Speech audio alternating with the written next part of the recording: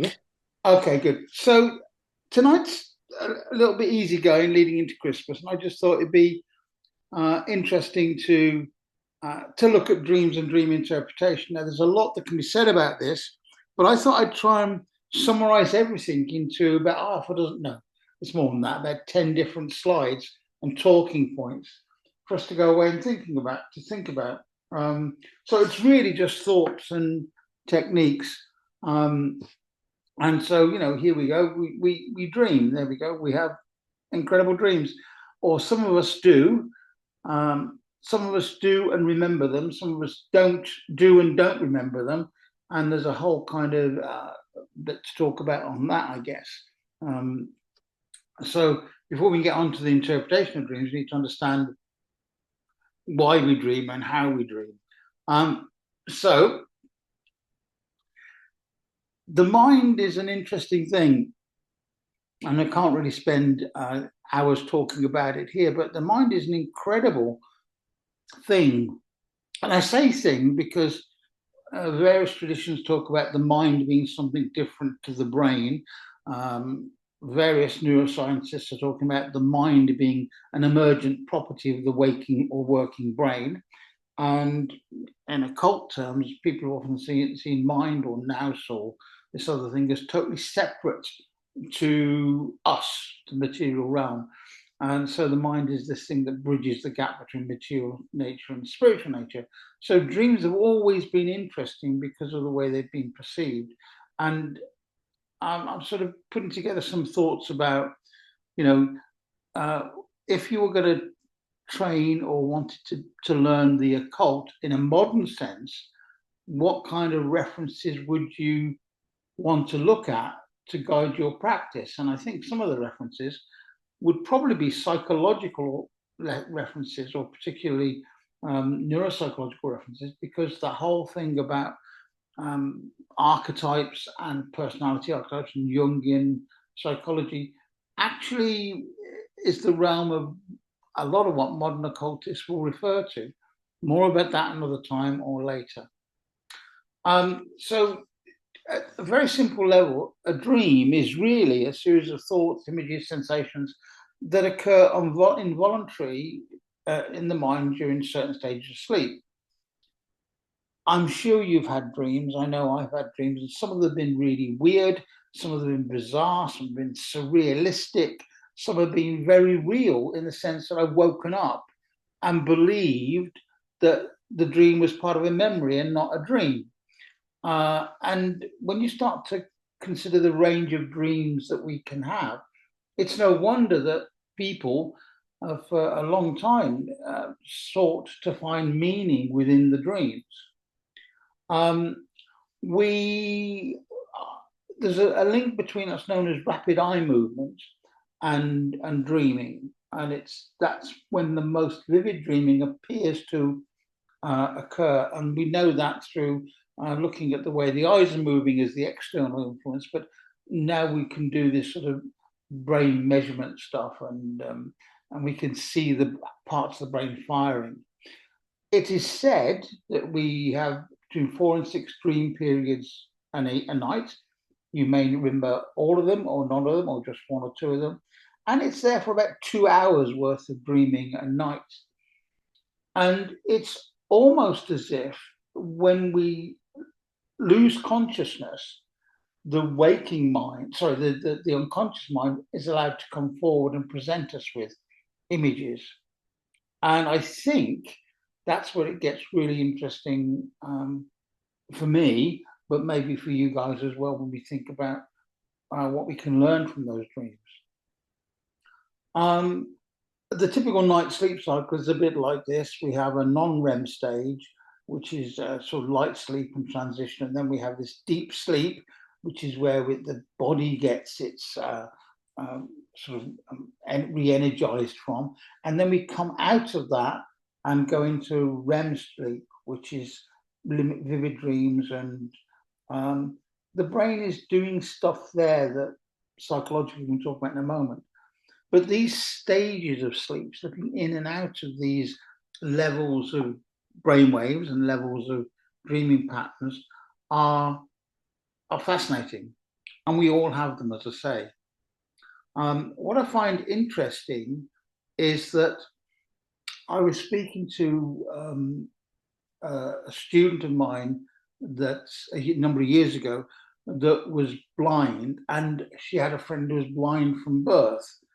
And the person that went blind still dreamt in images. The person who was blind from birth kind of was able to create a mental construct of what the images were, but her dreams were particularly of other sensory stuff, which you probably expect. So the question that needs to be answered really, why do we dream? Well, there's a school of thought which says dreaming is to do with a consolidation of memory. We have a short-term memory and a long-term memory, and all that needs sorting out. During our waking awareness, our waking day, we are consciously aware of between 5 and 9 bits of information at any one time. And once we get into that overload position, it gets stored away for future use. And so when you commit something to memory, it really exists in the short-term memory until it's rehearsed, reviewed and reflected upon, when it may go into our long-term memory. So there's an argument psychologically that dreams are about consolidation of our memory. It's the brain defragging itself, okay, to use a computer term. And I kind of like that. I get it, And those would be the dreams where we have all these different images that are mixed and they're trying to be sorted. And I don't know, I've had some dreams where I've really felt that that's what's going on. It's like my brain is trying to sort out these images and put things in the right boxes. Yeah. Then there's the other idea that we dream because it's a way we can start to emotionally regulate. Dreaming allows us to process emotions that we've had throughout the day or that have been triggered during the day that seem to just pop up. And our unconscious mind, when our conscious mind is out the way, starts to process that stuff and to see what's going on and makes connections, and where it's starting to learn about how we can regulate emotions. The other idea from psychology is that it's threat simulation. We have a dream to rehearse or explore the various threats that we have experienced or may experience. And so we're rehearsing our responses to threatful environments in order to create a safe passage through those environments. I kind of get that. And the other one, which I'm really interested in, is the creative problem-solving idea that our dreams, it's really our unconscious mind doing its sorting job and making connections for us. And that old idea about if you've got a problem, sleep on it. And, very often, if you sleep on a problem, you get new insights coming to the conscious mind because it's been processed in the unconscious mind. One of the famous problem-solving scientists, I guess, was Einstein, and he came up with various of his theories, in particular the idea of relativity, by dreaming that he was surfing on a moon, a light wave. Now, that's probably anecdotal, but I've read that it's got truth in it. But I can understand how his creative mind was working below the level of conscious thought, and dreams were one way in which those images could be presented. So one of those four reasons is why we dream most likely. And I think when you've had a dream yourself, you wake from it and you remember it, it may well be that you can get a sense of whether it's consolidating memory or balancing your emotions, sorting out your emotional choices, or whether it's rehearsing threats, or whether you're having creative dreams. Now, all of this becomes relevant later on when we talk about how to lucid dream, which is actually take control of your dreaming state, if indeed we can. So if we look at these types of dreams, we know what the dreams are for, perhaps, but now we start to look at what kinds of dreams we can have. Now, ordinary dreams, the ones that I've said, which are everyday scenarios, mixing experiences and memories with imagination. It's often suggested that in your dreams, you may need to check this out for yourself, that any faces or people that you see can only be people you know, because the brain doesn't necessarily, according to some people, generate new faces. They're usually variations of people you know. So those are ordinary dreams. We have nightmares. And I know I've experienced nightmares in the past. I know people who have serious nightmares. They get caught into the sort of a sleep cycle where whatever's happening, their dreams become nightmares very quickly. And these nightmares often evoke that fear and distress. And it's said psychologically they may actually reflect unresolved concerns. And this is where we talk about sort of dream therapy and things like that. There's lucid dreaming, which is dreaming when you know you're dreaming but haven't woken up yet. And lucid dreaming is quite an interesting phenomenon where it is possible to train yourself to be active in your dream without waking up. Because the problem with dreaming is the moment you know you're dreaming, you probably start to wake up. And if you're in a nightmare, there's a very good chance that if you're dreaming and you have to see something scary, you'll wake up. It'll pull you out of that state. So it's very interesting, the possibility of becoming the dreamer within the dream. And that's an area where the occult in particular and this technology has explored quite a lot in various ways over the last several hundred years. We have recurring dreams. I know that I've in the past had recurring dreams. It's a repeated scenario. Sharing one of my dreams with you is the fact that I constantly used to dream when I was not quite teenager, early, sort of late noughties, early teens, when I kind of like late noughties, didn't mean that, preteen, where I used to dream that I'd be walking along a street and then the street would get darker and darker and darker. And I'd end up being pulled into a flying dream and pulled into a dark old house through a window where I knew scary things were going to happen. And I would usually wake up before the scary thing happened. But that was a recurring dream.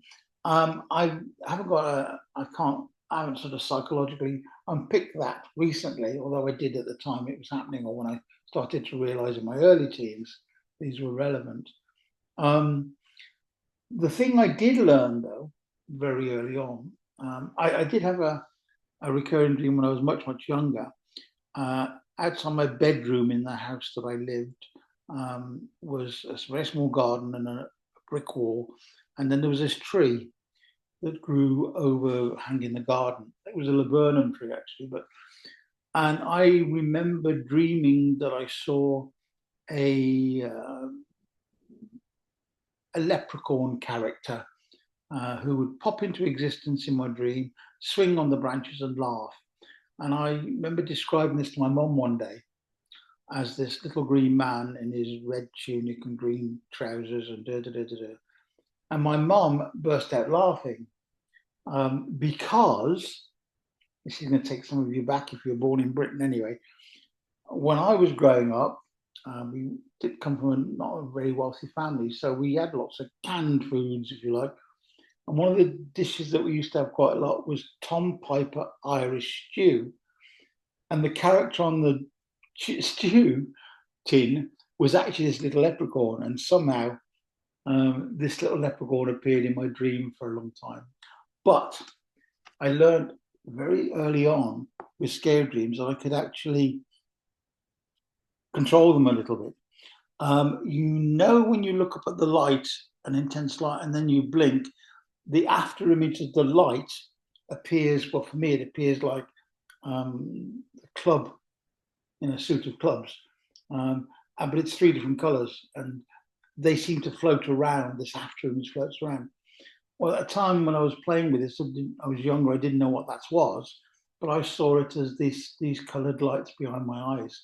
And I'd say to myself, if one of these colored lights went into my eye, from my perspective, then I'd have a dream.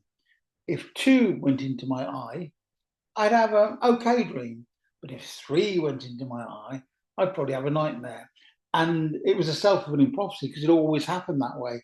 I remember lying in bed trying to stop looking at the after image after two, so I wouldn't have the nightmare.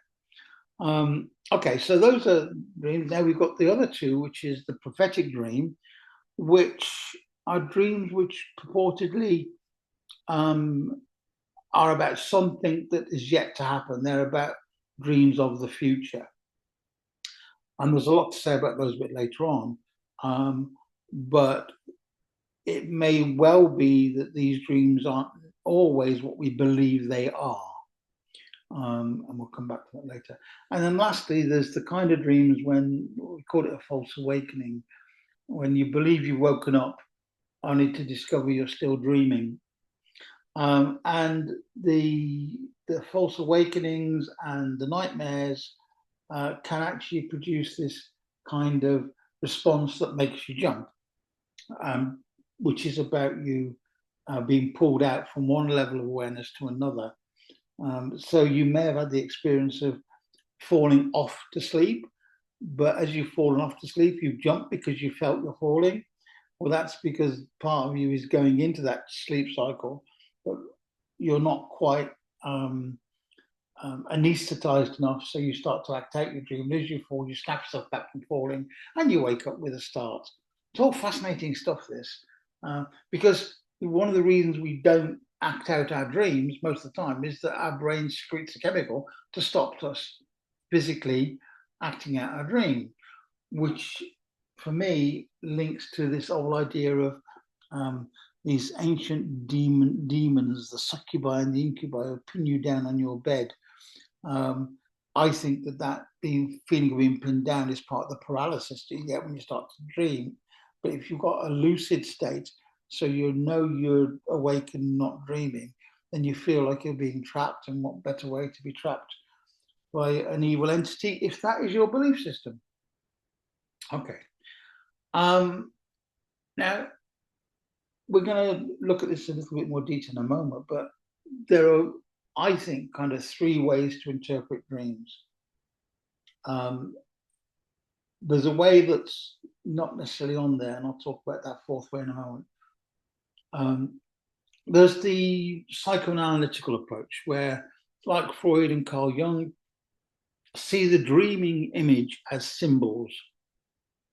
And they're symbols for some unconscious, either repression, certainly in Freud's sense, or expression and connection in Jung's sense.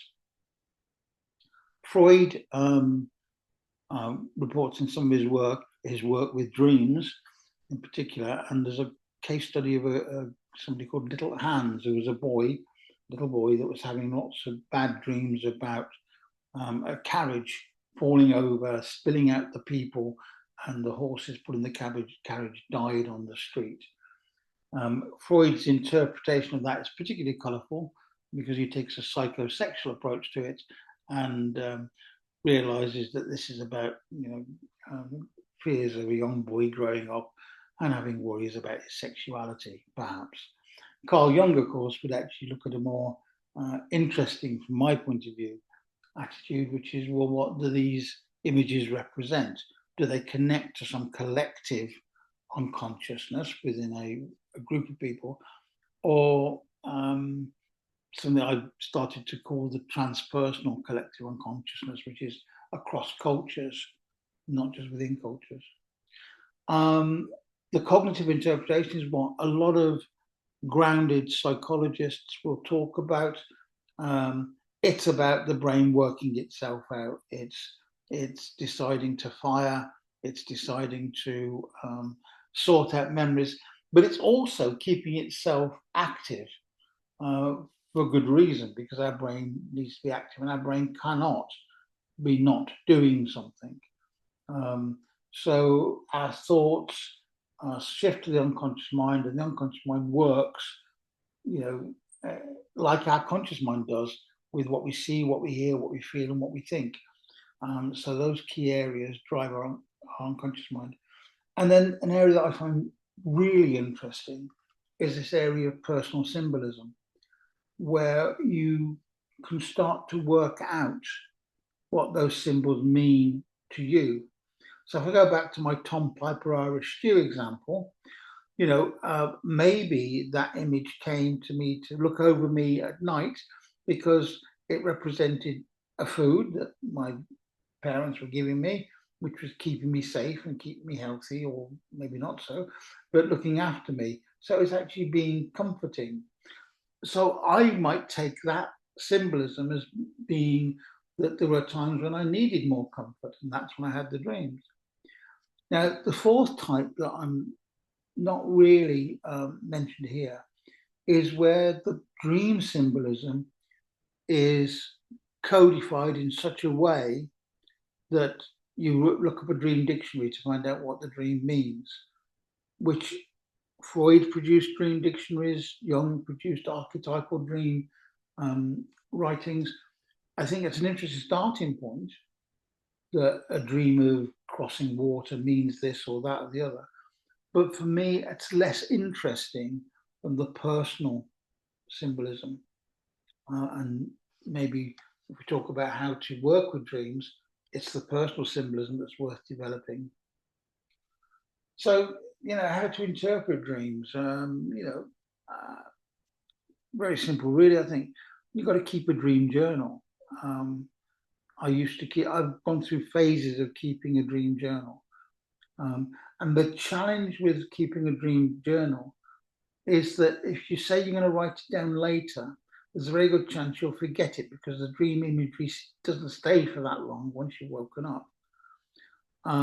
So my approach to dream journaling was I'd wake up, if I knew I was a dream wanted to recall, I'd start with how I felt, start with the emotions, and the emotions would be the hook, which would bring back some of the images, and I'd write them down as soon as possible. Because I knew that if I didn't write the imagery down, it'd be gone, and therefore I couldn't look back at it. The other thing is, if you are keeping a dream journal, is to look for patterns. What symbols or themes, like the Tom Piper Irish Stew Man, or the, I don't know, or the being drawn up to a darkened window where absurd, there's some kind of danger lurking. And look for those patterns. I've met people who I've taught, done workshops for this sort of stuff with people. And the problem is sometimes they want to look at the first three, but the next one, number 4, they forget to consider real events. Are the real events that have triggered the dream?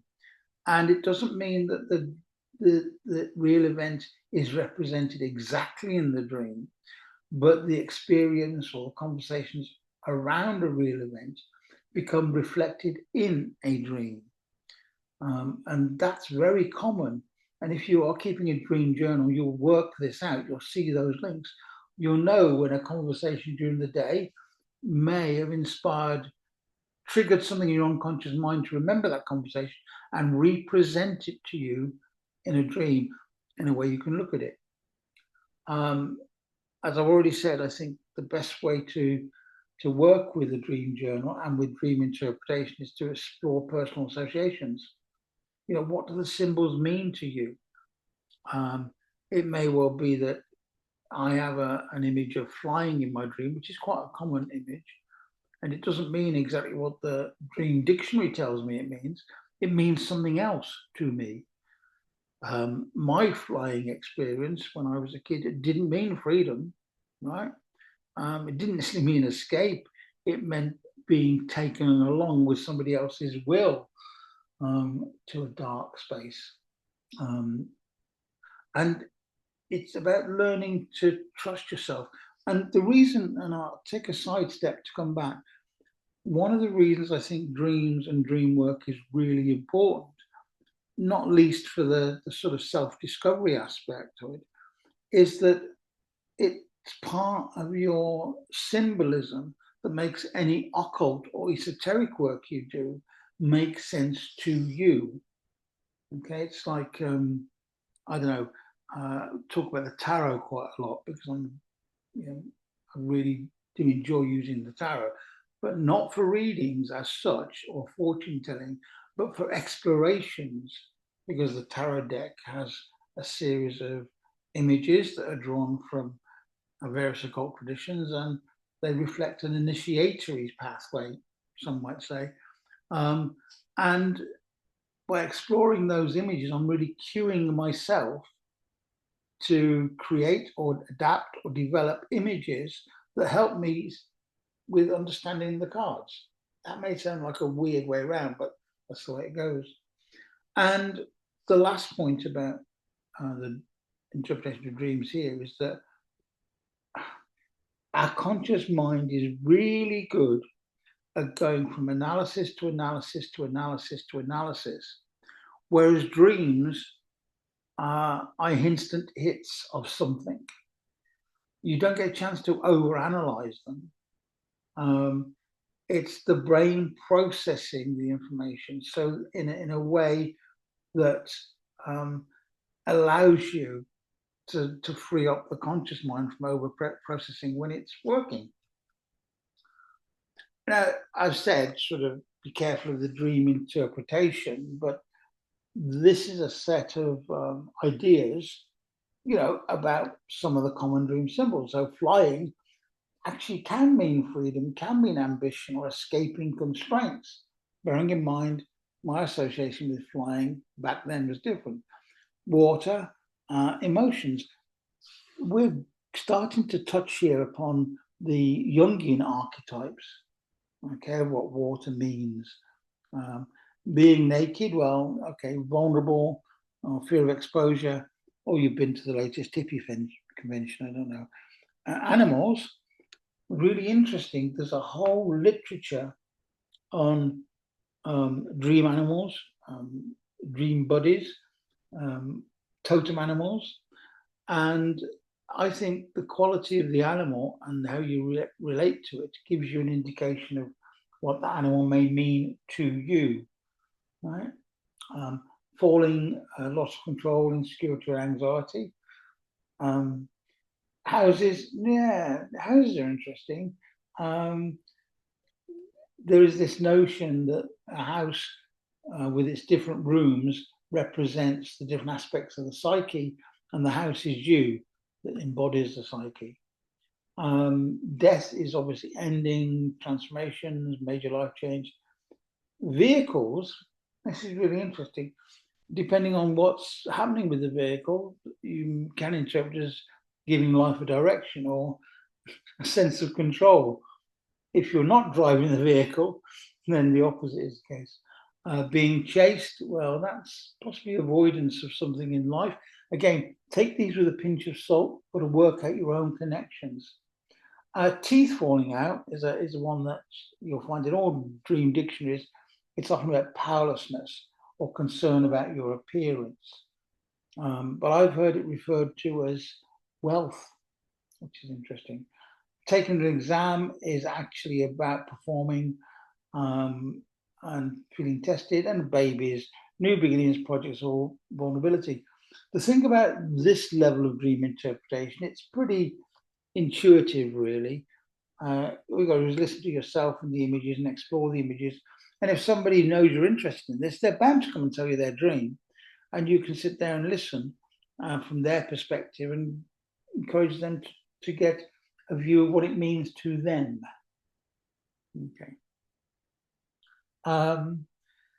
Okay, this is interesting. These are just some weird facts I put together. Blind people dream, as I mentioned before, they dream through smell, touch, emotion, rather than visual images, unless they have been they've been able to see before they went blind. We forget 90% of our dreams, and within 10 minutes of waking up, most of the dream content fades. That's even if you wake up with such a vivid dream and say, I remember that. By the time you got out of bed, made yourself a cup of tea, it's probably gone. It's interesting that dreams can last longer than REM periods, or they last longer than we've just said, because the REM periods can increase throughout the night. So actually, a final dream sequence could last 45 minutes to an hour in length. Now, remember, that's not just one dream. It's actually a dream period where you are dreaming lots of different dreams. One of the things you'll notice if you are very aware of your dreams is that time is meaningless in dreams, because time is meaningless to the unconscious mind in many ways. Animals dream. You've only got to sit and look at your animal who's running through the fields or whatever they're doing when they're dreaming, because they do have REM sleep, and the patterns, they replay daily activities. What we think they do, we don't know, because we can't interview an animal. We can interview ourselves. And the external world influences dreams too. So you may be having a dream and then something happens in the external world, and that filters through, is understood, and is incorporated into your dream.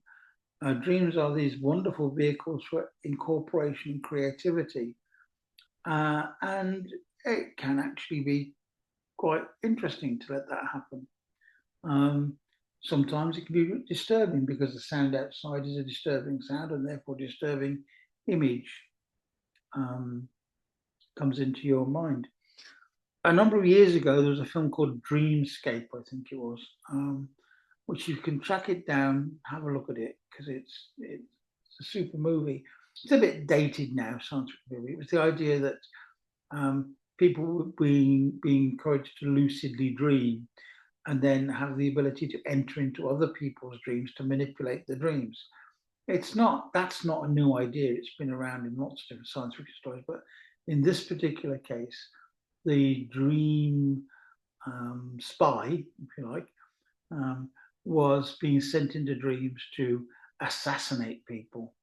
And that was based on the idea that if you die in your dream, you die in real life. And I think that's an interesting thread to explore too. We are aware, I know we're aware, that some cultures actually value their dream life as much, if not more, than their waking life, because the dream life is where the things that need to happen for them to develop are actually happening. We have sort of cultures where the dream time or dreaming times are actually crucially important to their development as individuals and as a society. And so the link between wakingness and dreamfulness is maybe not as divorced from each other as you may think. So one of the things that I find really interesting about this is the fact that, are there dreams that are prophecies? Are there dreams that we can control? And what would be the benefit of controlling the dreams? And I'll talk about a real example in a moment. So the prophetic dreams, there are plenty of historic examples, and there's some research on that and lucid dreaming. So precognitive dreams are about information of future events. Prophetic dreams occur across cultures. Research is ongoing into dreaming, prophetic dreams in particular. And the question really is, can we predict the future with dreams? Can you dream the lottery numbers, for example? I know that's a rather materialistic view, but quite useful coming up to the season we're coming up to, perhaps. There are some famous historical examples. Abraham Lincoln apparently spoke about a dream in which he saw a funeral in the White House, and days later he was shot at the Ford Theatre. Yeah. Mark Twain's brother, his twin dreamt of his brother's Henry's death in a metal coffin with white flowers. Weeks later, Henry died in a steamboat explosion and was laid out exactly as seen in the dream. The various dreams were Titanic event, and certain dreams were prophetic about the Titanic sinking. And yeah, in fact, a number of people cancelled their travel trips. In fact, an interesting bit of research, I guess, was done to see whether ahead of any major disasters, airplane disasters, travel disasters, I mean, whether people had cancelled their tickets. And it seemed to be an interesting pattern, not necessarily, not necessarily meaningful scientifically, but an interesting pattern that raises certain questions. Do people cancel their airline tickets ahead of a major air accident? Certainly the Titanic, that was the case. There were people who claimed to have reported prophetic dreams of the Aberfan disaster in 1966. I was only young, but I remember that being on the news and how terrible it was. But maybe this idea that ahead of major disasters, some people see the disaster and certainly believe they've seen the disaster in their dreams. And that's the interesting point. The people that foresee these disasters in dreams truly believe they have foreseen the disaster. And that begs an interesting question, both psychologically and in terms of mystically.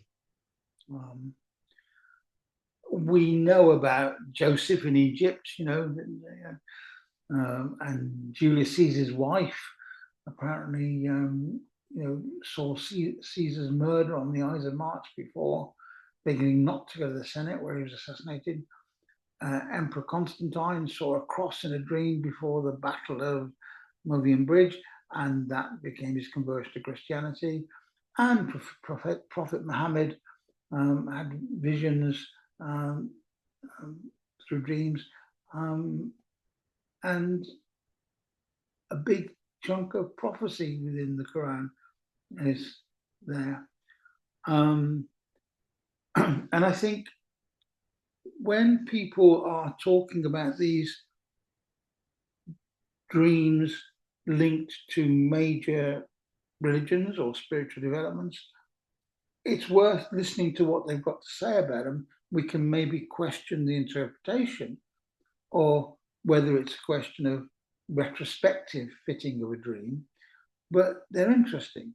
They are interesting. And there are schools of thought which suggest that, time and space, and therefore the arrow of time always being forward, isn't as simple as we like to think it is, because we live our lives from, young to old. There's some schools of thought that suggest the universe doesn't work that way, and we're only living in packets of time. That's beyond the scope of this, but worth thinking about it. The idea of these dreams being meaningful, however, led to the ancient Greeks and Egyptians particularly, but later on in society, having temple sleep and incubation. Sleeping in the temple would incubate a dream which would become prophetic. And it's not just the ancient Egyptians. I mean, Edgar Cayce, the sleeping prophet, a lot of his prophecies were apparently transcribed as he was dreaming or meditating or whatever it was called.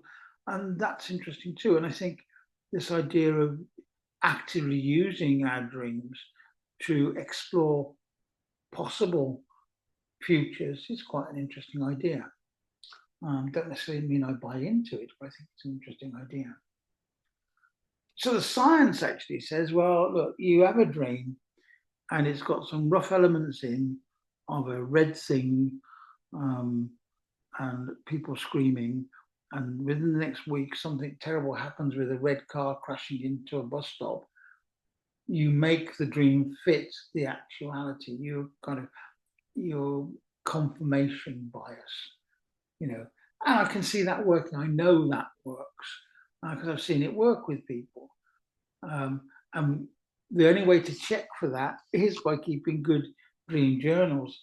Again, people I've worked with in the past, I've asked them to keep a dream journal. They've told me sometime later they've had a dream about such and such a thing happening.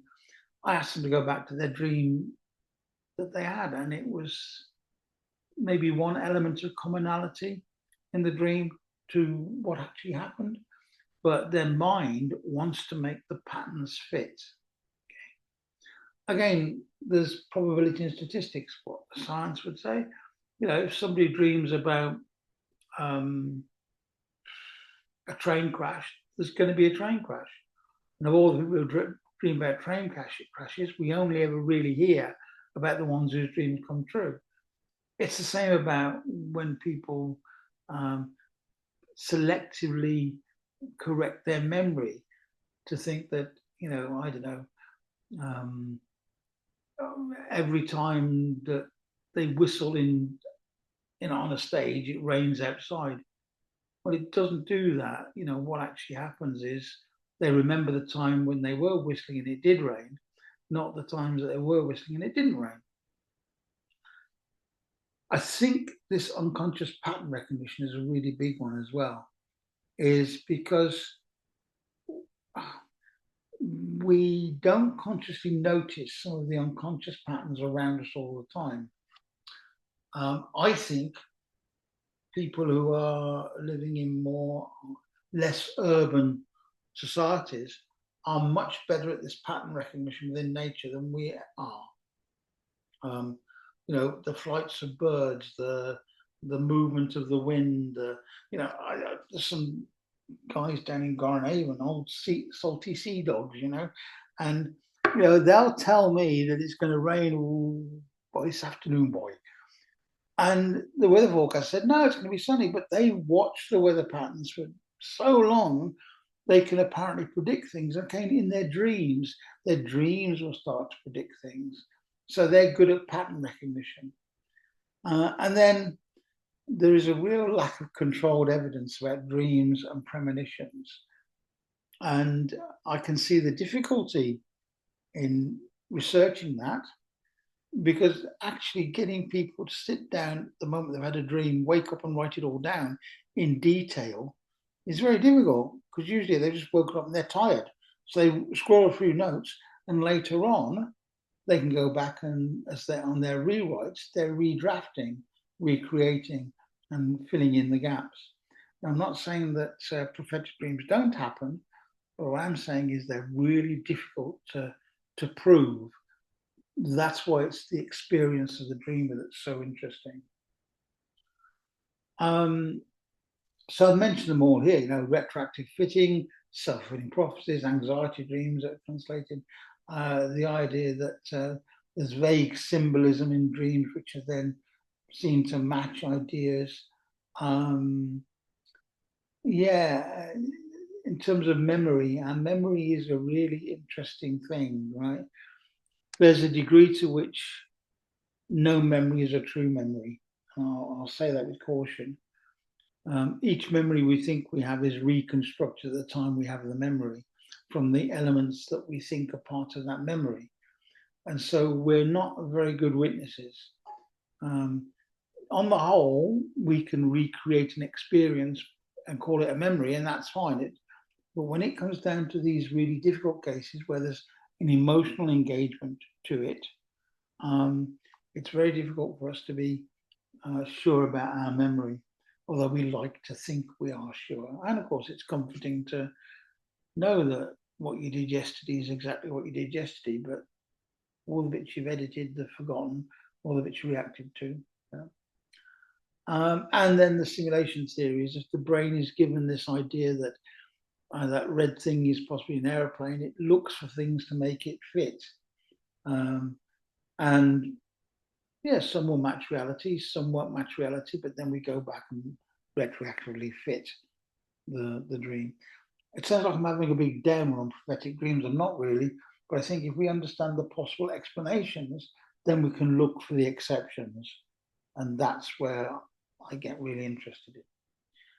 So taking control of your dreams is really interesting possibility. I mentioned before the idea about the after image of looking at a light bulb and those rotating colourful clubs that came into my eyes or not. That was me taking control of a dream. It was me willing myself to dream. And we can do that. We can all do that. Sometimes our willing ourselves to dream, and a dream we'll remember, I should say, not a dream, we're going to dream. But if we shape a dream that we're going to remember, we're very good at doing it unconsciously because we're picking up all these signals during the day. But to do it consciously, to frame the dream, is really interesting possibility. So a lucid dream, as I said before, is about a dream. You become aware of the dream while you're having the dream. And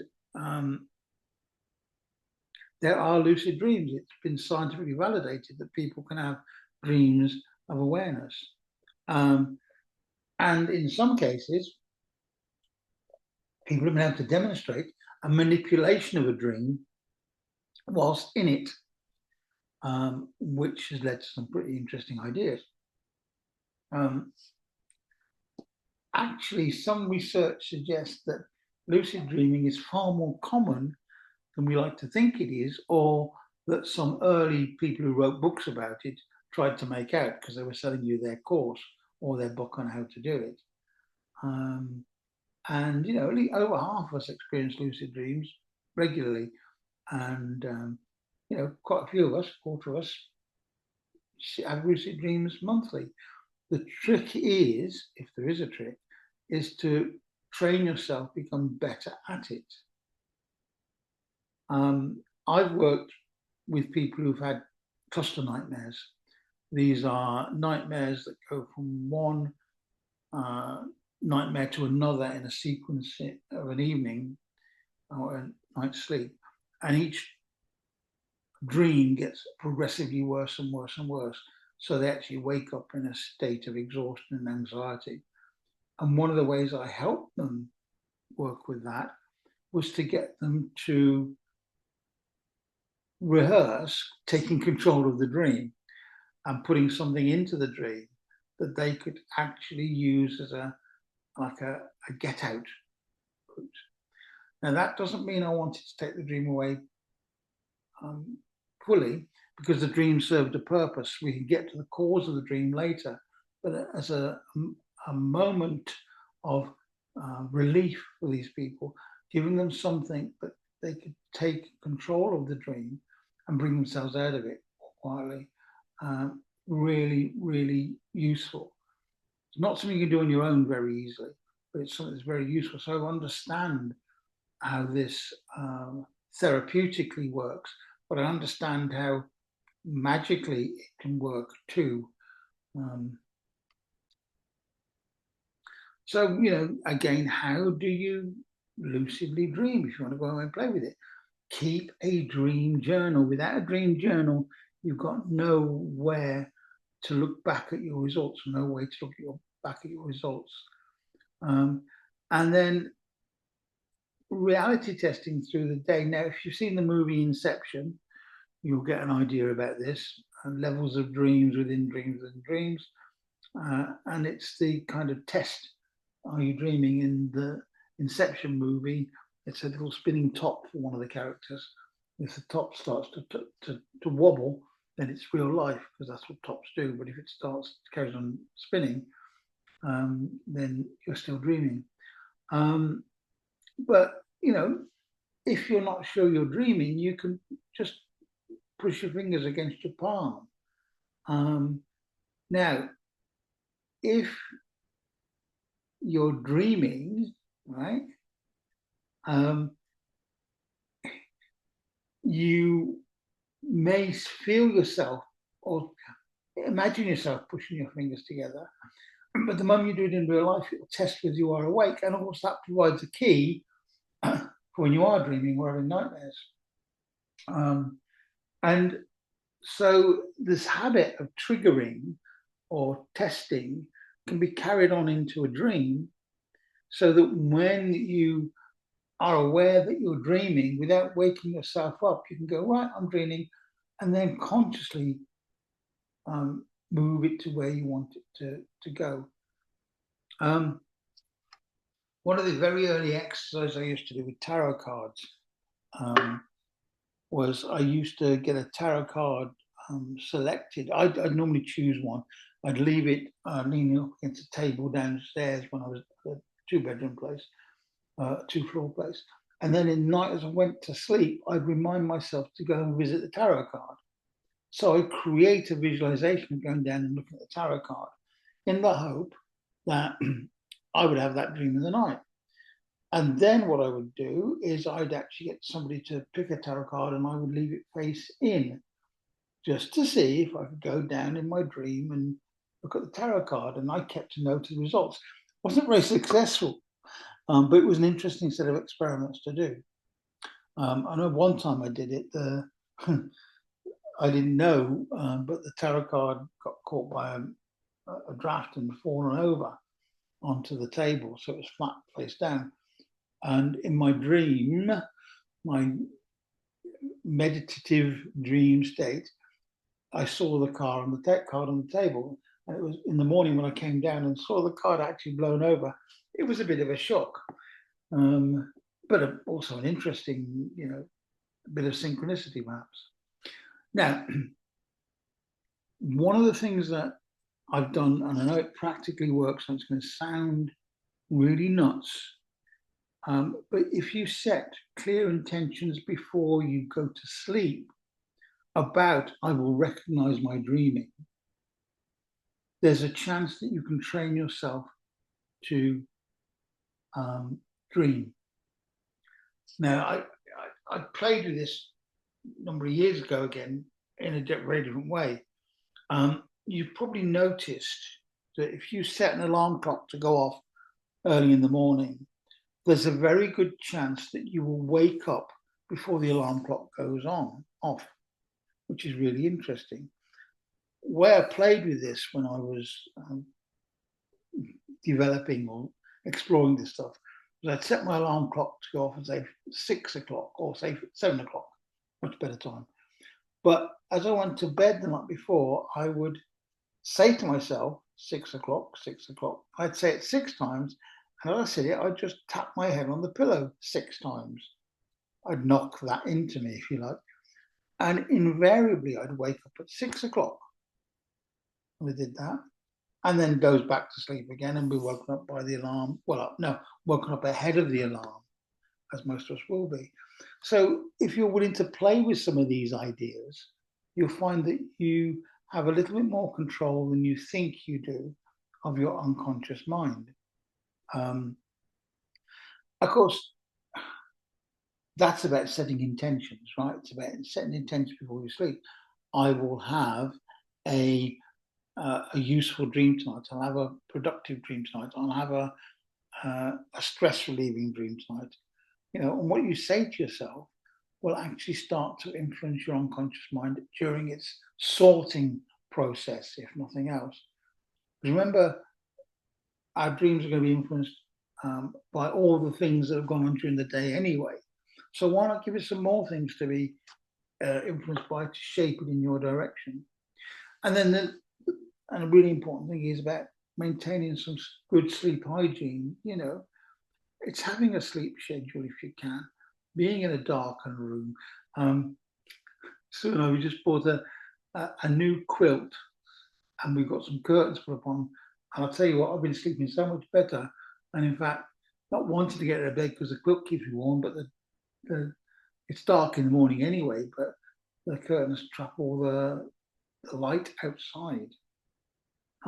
So, have a good pattern of sleep and sleep hygiene to induce lucid dreaming. And all I can say about this is, if you've experienced it, you know what I'm talking about. If you've not experienced it yet, then something to play with. And if you don't keep a dream journal, maybe you'd like to start doing it in your New Year's resolution. There are some other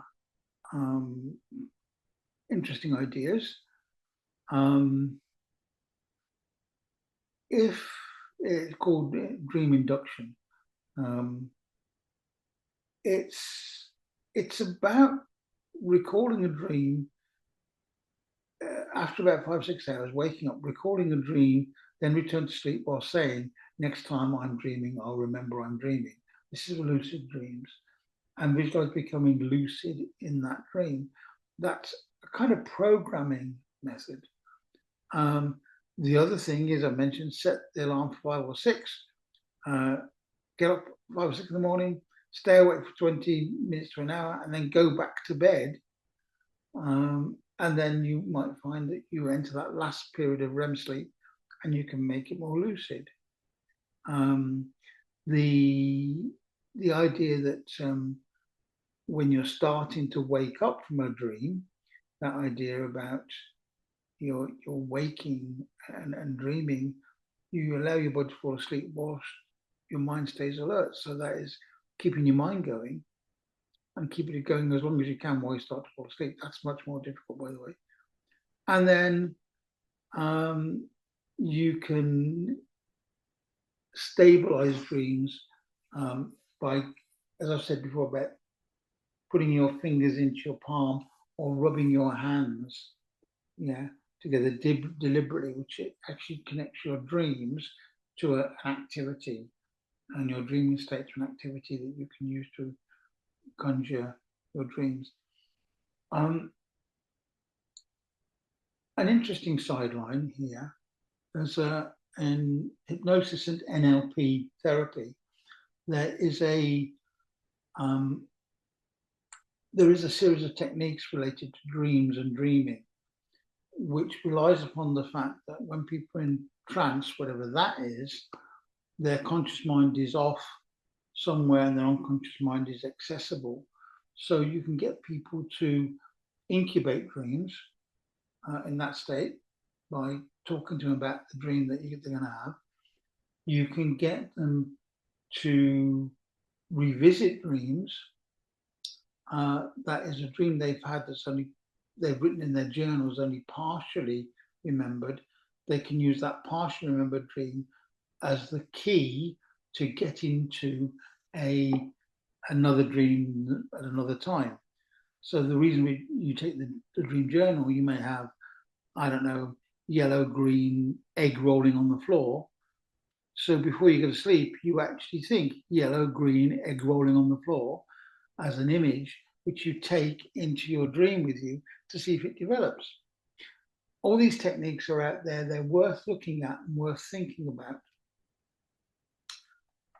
And really, just some final thoughts really. If you're really interested in playing with your dreams, keep a dream journal. I can't remember how many times I've said that, be patient and be consistent.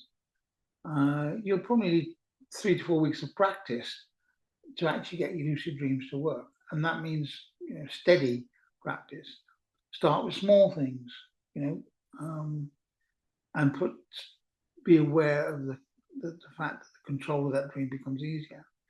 Manage your excitement. This is the worst thing that can happen, is you'll start to dream, then you'll start to be aware that you're dreaming. You start to have a lucid dream. You get so excited you're having a lucid dream. You wake up going, I've had it, and then you're staying in. Practice mindfulness. Mindfulness and meditation techniques are so powerful when it comes to working with dreams. Avoid alcohol and cannabis if that's your one, because that suppresses REM sleep. Use any external cues very carefully. It's about, if you use sounds that are not a kinesthetic thing, you touching thing, something, that sound goes off and you could be triggered in the dream.